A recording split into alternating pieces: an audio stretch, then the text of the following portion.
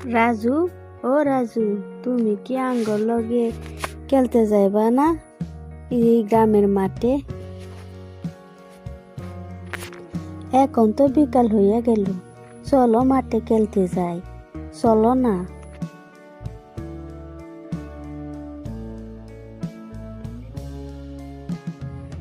না রে আফা, এখন আমার শরীরটা ভালো না। আমি এখন মাঠে খেলতে যাইতে পারুম না, শরীরটা ভালো না। কালকে রাত্রে চোরে আমার ছাগলটা লইয়া গেছে, ধরতে পারলাম না। চোরের যন্ত্রণায় এখন আর থাকা যাইতে পারতাছি না। কোনো ঠিক বলছেন চাচা, এখন আর আপনার বাড়ির থেকে বাইর হনি যায় না।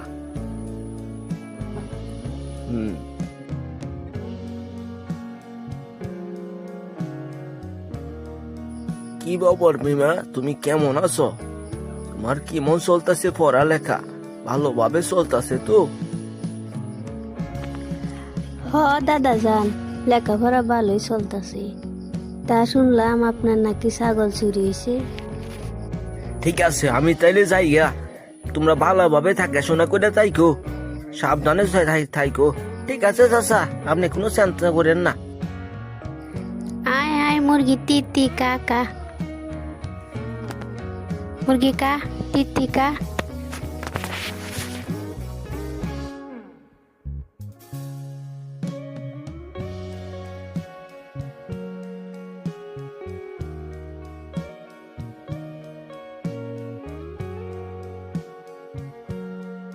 কি ব্যাপার মিনা, তুমি এখানে কি করছো?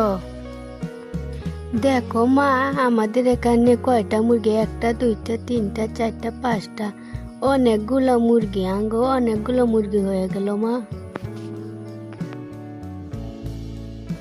এত সুন্দর মুরুগ কোনো মতো ধরতে পারলেই লইয়া একটা দৌড় দিমু, তাইলে খেলা ফতে। এই দিলাম দৌড়।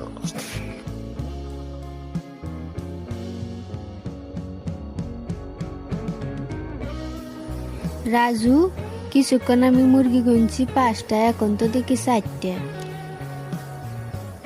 তাইলে তো আফা চুরে মুরগি লইয়া গেছে, এখন আমরা কি করমু?